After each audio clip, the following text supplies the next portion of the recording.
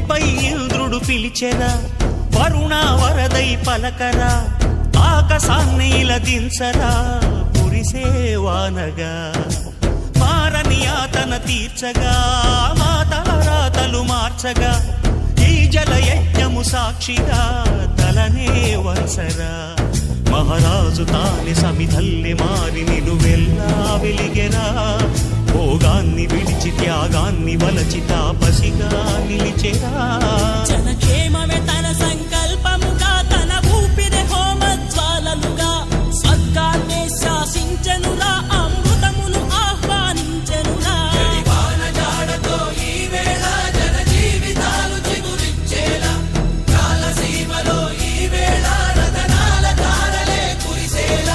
కల్లు కల్లు మని సిరిము వల్లే చినుకే చేరగా, జల్లు జల్లు మని పులకింతల్